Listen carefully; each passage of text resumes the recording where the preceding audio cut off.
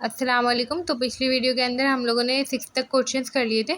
अब हम question number 7 करेंगे, जो कि हमारे पास गिवन है x equals to Y square over 4 plus C over Y square. ठीक है, वही सारा काम करना है हमने यहाँ पर। बस जो है बीच बीच में थोड़ी सी चीज़ें डिफरेंट होंगी। ठीक है, हमें सबसे पहले वही काम करना है कि डिफरेंशिएट करेंगे विथ रिस्पेक्ट टू एक्स। तो जब करेंगे तो एक्स की जगह 1 आ जाएगा, यहाँ पे 1/4 जो है वो मैं बाहर निकाल लूँगी और वाई स्क्वायर के ऊपर डिफरेंशिएशन अप्लाई करूँगी। इसी तरह कांस्टेंट बाहर आ जाएगा और 1/वाई स्क्वायर के ऊपर डिफरेंशिएशन जो है वो अप्लाई होगी। तो ये मेरे पास हो जाएगा 1/4 और जो वाई स्क्वायर है वो 2y हो जाएगा और y वापस से आगे डिफरेंशिएट होगा, जो कि हो जाएगा dy/dx। ठीक है, अब यहाँ पे 1/वाई स्क्वायर को मैं जब डिफरेंशिएट करूँगी तो y ऊपर आके -2 हो जाएगा और वो -2 और y -2 -1 मतलब कि y -3। ठीक है, और ये -3 नीचे आएगा तो -2/y³ हो जाएगी इसकी डिफरेंशिएशन। तो मैं यहाँ पे सिंपल इस तरह से लिख दूँगी। ठीक है, आगे dy/dx जो है वो मैं जो है y को डिफरेंशिएट करूँगी तो dy/dx आएगा। यहाँ पे मैंने क्या किया, dy/dx जो है मैं कॉमन निकाल लूँगी। जैसे ही मैं कॉमन निकालूंगी यहाँ पे लिख देती हूँ dy/dx।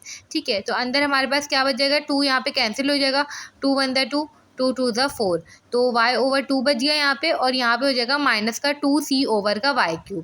ठीक है, अब देखें, अब यहाँ पे मैं क्या करूँगी, dy/dx को मुझे अलग करना है। तो ये मेरे पास हो जाएगा 1/y/2 -2c ओवर का y³। अब यहाँ पे देखिए कांस्टेंट है c, ये मुझे ख़त्म करना है। तो मैं सिंपल क्या करूँगी, ऊपर जो है वो c की वैल्यू मेरे पास क्वेश्चन में ही वहाँ से निकाल लूँगी। तो वो हो जाएगी मेरे पास x - y²/4 और जो c के साथ y² था वो वहाँ जाके मल्टीप्लाई हो जाएगा। तो यहाँ पर मैं ब्रैकेट बना के इसको मल्टीप्लाई करा दूँगी। ठीक है, तो सिंपल मैं c की जगह क्या करूँगी, ये पुट कर दूँगी पूरा y/2। ठीक है, माइनस का 2 और जो है c की जगह जो है ये पुट कर दूँगी। तो मेरे पास y³ जो है वो बाहर में निकाल लूँगी और c की जगह आ जाएगा x - y²/4 इंटू y²। ठीक है, ये हमारे पास आ गया। अब सिंपल हमने यहाँ पे सिंप्लीफिकेशन करनी है। dy/dx यहाँ पे एज इट इज़ आया 1/, यहाँ पे मैं y/2 एज इट इज़ लिखूँगी। ठीक है, तो ये मैंने यहाँ पे y/2 लिख दिया, यहाँ पे हो जाएगा माइनस। ठीक है, और 2 और x से अंदर वो मल्टीप्लाई होगा और y² भी लिख दूंगी बाहर वाला। ठीक है, अपॉन का y³। इसी तरह से माइनस माइनस प्लस हो जाएगा और 2 मल्टीप्लाई होगा y² हमारे पास क्या हो जाएगा, y4 हो जाएगा।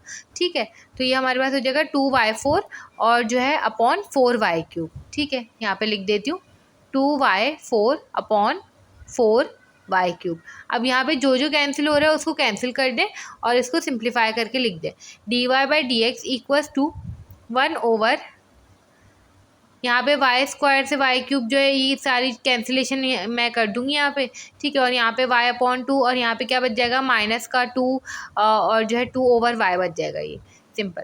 ठीक है, 2x/y और यहाँ पे प्लस की साइन और यहाँ पे क्या बच जाएगा, y/2। ठीक है, ये हमारे पास बचा। अब सिंपल मैं यहाँ पे क्या करूँगी, एलसीएम लूँगी। एलसीएम लेके इसको मज़ीद सिंप्लीफाई करेंगे। dy/dx। ठीक है, और यहाँ पे 1/, नीचे एलसीएम हमारे पास आ जाएगा 2y। ठीक है, और जहाँ जहाँ 2 और y में से जो नहीं हो वो मल्टीप्लाई करा दें। अब यहाँ पे y नहीं था हमारे पास तो हमने यहाँ पे सिंपल y मल्टीप्लाई कराया, ये हो गया y²। यहाँ पे हमारे पास 2 नहीं था तो मैंने 2 मल्टीप्लाई कराया जो कि हो गया 4x, और यहाँ पे भी y नहीं है तो मैंने y ही मल्टीप्लाई कराया, हमारे पास हो गया y²। ठीक है, ये हो गया 1/, अच्छा ये जो 2 है ये हम ऊपर ले आएंगे 1 के पास। ठीक है, और नीचे हमारे पास हो जाएगा y² - 4x प्लस y²। सही है, अब हमने y² और y² को प्लस कर देना है तो ये हो जाएगा 2y²। ठीक है, यहाँ पे लिख देते हैं।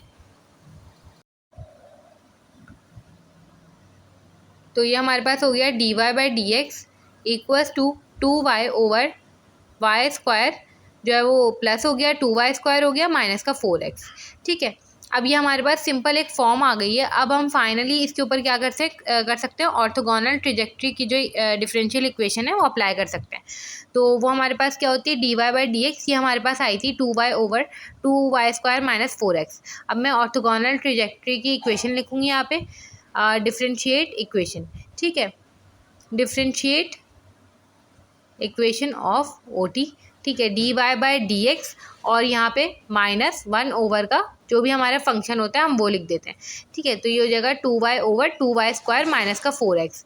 अब 2y स्क्वायर जो है वो ऊपर 1 के पास चला जाएगा, तो माइनस की साइन एज इट इज़ रहेगी और 2y स्क्वायर प्लस का 4x हो जाएगा ये। ठीक है, अपॉन का 2y। अब यहाँ पे सिंपल हमने क्या करना है, ये हमारे पास हो गया 4x माइनस का 2y स्क्वायर। ये मैंने सिंपल सिर्फ इसको अरेंज किया और कुछ भी नहीं किया। अब ये हमारे पास अरेंज हो गया है। अब यहाँ पे हमें इसको सॉल्व करना है। अब ये चीज़ है कि हमें इसको सॉल्व किस तरह से करना है, ये आप लोगों ने इसमें मेन चीज़ देखनी है। तो इसके लिए हम इसको मज़ीद सिंप्लीफाई करेंगे। अब देखें, ये जो हमारे पास यहाँ से मैं 2 कॉमन निकाल लूँगी, तो ये मेरे पास हो जाएगा 2x माइनस का y स्क्वायर। 2 से 2 यहाँ पे मैं कैंसिल करूँगी, ये हो जाएगा dy by dx equals to 2x minus Y square upon का y। ठीक है, अब ये जो है ना हमारे पास y जो है कॉमन डिनोमिनेटर है, तो मैं इसको कुछ इस तरह से लिख सकती हूँ dy बाई dx, ठीक है, equals to 2x over y, ठीक है, माइनस वाई स्क्वायर ओवर का y। ठीक है, y से y मैंने कैंसिल किया, ये हो गया dy by dx equals to 2x over y minus का y। ठीक है, अब यहाँ पे ना इसको कुछ इस तरह से अरेंज करें कि ये कोई इक्वेशन, डिफरेंशियल इक्वेशन हमें पता चल जाए किस तरह से सॉल्व होगी।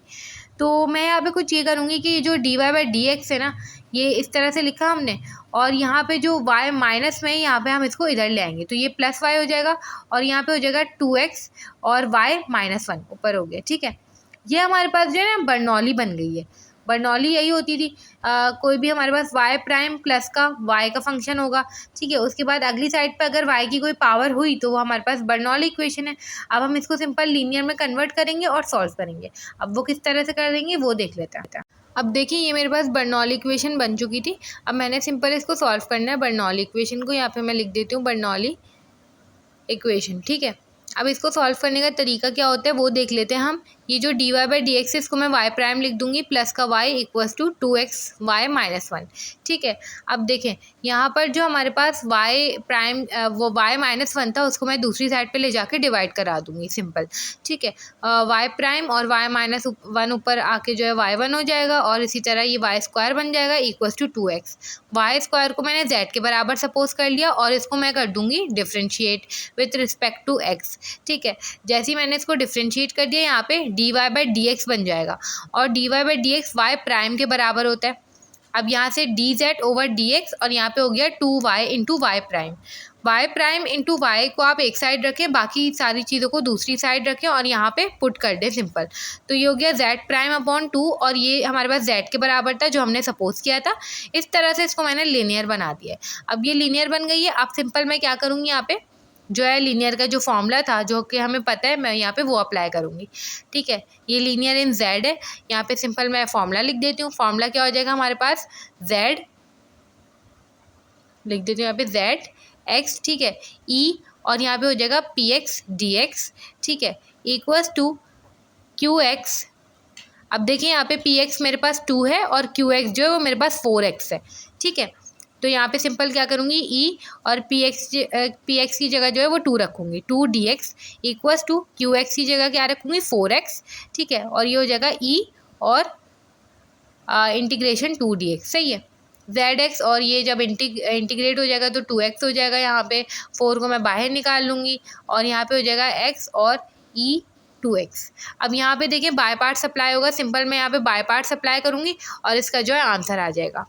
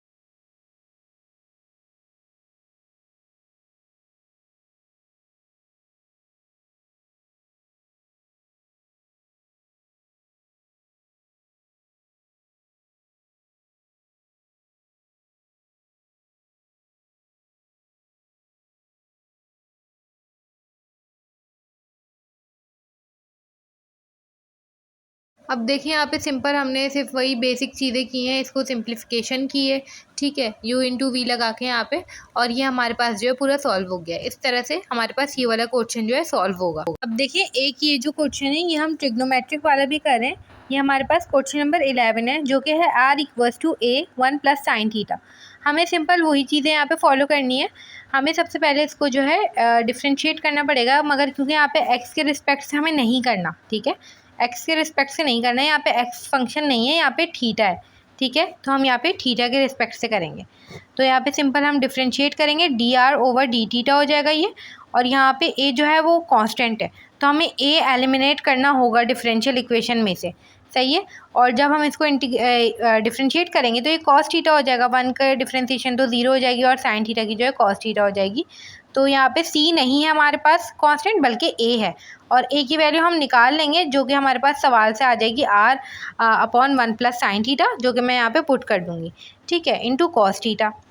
अब देखिए यहाँ पे सिंपल हमें क्या करना है कि इसको ना हम फ्लिप कर देंगे। फ्लिप क्यों करेंगे, क्योंकि 1 प्लस का साइन थीटा ये हमारे पास ऊपर आ जाए, और एक तरह से हम इसको सिंपल बना रहे हैं। आप लोग इसको फ्लिप ना करें, आप लोग अपनी मर्ज़ी से करना चाहें उस तरह से भी ये सॉल्व हो जाएगा, ठीक है, मगर यहाँ पे सिंपल मैंने इसको फ्लिप कर दिया है।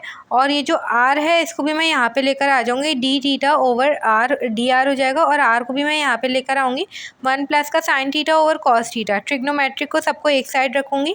अब जो हमारे पास डिफरेंशियल इक्वेशन बनेगी ऑर्थोगोनल की, ठीक है, वो क्या होगी, D theta over D R, ठीक है, r equals to -1 over 1 plus sine theta over cos theta, ठीक है। इस तरह से हमने इसको किया। आप लोग सिंपल अपनी मर्ज़ी से करना चाहें तो उस तरह से कर लें।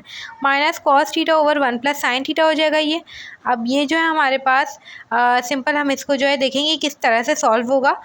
ये हमारे पास वेरिएबल सेपरेबल बन रहा है, तो 1 प्लस साइन थीटा हम इधर ले आए और कॉस थीटा भी इधर ले आए, और आर और डी आर जो है वो हम एक साथ रखेंगे, माइनस की साइन भी इनके साथ ले जाएंगे आर वाले के साथ।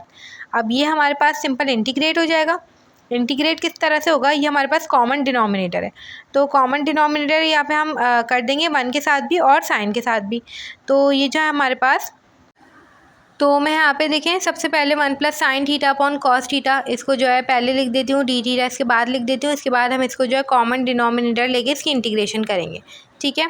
ये हो जाएगा हमारे पास minus L N R plus C, ये कॉमन डिनोमिनेटर था तो ये 1 अपॉन कॉस थीटा हो गया, प्लस का sine theta upon cos theta हमारे पास टेन थीटा के बराबर होता है, ठीक है, तो यहाँ पे टेन थीटा लिख दिया और minus L N R plus C. अब देखिए 1 अपॉन कॉस थीटा हमें पता है सेक थीटा के बराबर होता है, तो यहाँ पे मैं क्या लिख दूँगी, सेक थीटा लिख दूँगी, ठीक है, इंटीग्रल सेक थीटा, और टेन थीटा की जगह टेन थीटा ही आएगा। अब सिंपल हमें इसको इंटीग्रेट करना होगा, तो हमें सेक थीटा की इंटीग्रेशन भी पता है, टेन थीटा की भी पता है, हम सिंपल यहाँ पे इंटीग्रेट कर देंगे। सेक थीटा की इंटीग्रेशन हमारे पास क्या होती है, L N sec theta plus tan theta, ठीक है। और टेन थीटा की हमारे पास दो इंटीग्रेशन होती है, एक होती है एल एन सेक थीटा और एक होती है minus L N cos theta. तो आप लोगों के ऊपर है, आप लोग कुछ भी लिख सकते हैं, क्योंकि आखिर में जाके हमें इसको सिंप्लीफाई करना है, ठीक है। तो यहाँ पे मैं जो है कॉस थीटा वाली लिखूँगी, ठीक है। तो ये यहाँ पे मैं लिख देती हूँ ब्रैकेट में, सबसे पहले इससे पहले माइनस भी आएगा, एल एन से पहले आएगा माइनस, क्योंकि हमारे पास minus L N cos theta होती है इसकी इंटीग्रेशन, ठीक है। तो यहाँ पे कॉस थीटा लिख दिया हमने सिंपल, और यहाँ पे हमारे पास आ जाएगा minus L N R plus C, ठीक है। अब देखिए हमारे पास यहाँ पे जो है L N sec theta plus का टेन थीटा, अब यहाँ पे सिंपल सिंप्लीफिकेशन अप्लाई होगी और हमारे पास जो आंसर आ जाएगा यहाँ पे minus L N cos theta equals to minus L N R plus C. और हमारे पास एल एन की प्रॉपर्टी होती है, जब दो हमारे पास माइनस में होते हैं तो वो जो है डिवाइड हो जाते हैं, तो मैं इसको डिवाइड में लिख दूंगी, L N sec theta plus tan theta upon cos theta हो जाएगा यहाँ पे equals to minus L N R plus C. अब मैं देखिए यहाँ पे क्या करूँगी, दोनों साइड पे ई अप्लाई करके सब कुछ एल एन जो है वो कैंसिल करूँगी, और जो सेक थीटा टेन थीटा और कॉस थीटा है इसको आपस में सिंप्लीफाई करूँगी। सिंप्लीफाई करके हमारे पास जो फाइनल आंसर है मैं अब वो लिखूँगी, ठीक है।